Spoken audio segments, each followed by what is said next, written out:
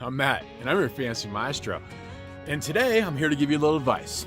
The advice is this: hit on 3 of 5 of your first 5 picks. All right, don't be unrealistic. Okay, don't think you're gonna hit on all 5 of them, because you're probably not. You hit on 3 of 5, you're doing better than the industry did last year.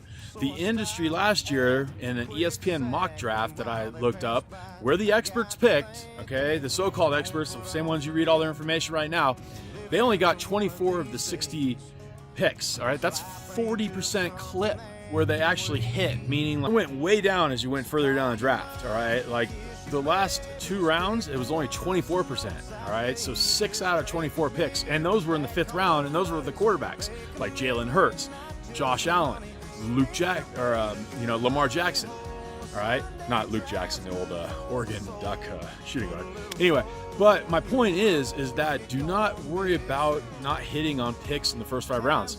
What it kind of told me is when you're in round, like, especially like 3, 4, 5, and the experts will tell you to do this later in the draft, but I think you go for kind of like big hitters at that point. I think you go for guys, sleepers. I think you surprise your draft mates by getting a guy in those rounds.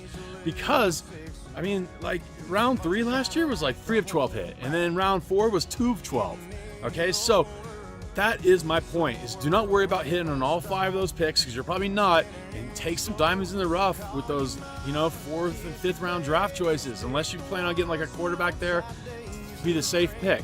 All right, but do not worry about hitting on all those early picks, because it's just not going to happen. Your draft will be on later rounds and through free agency later on. All right, good luck.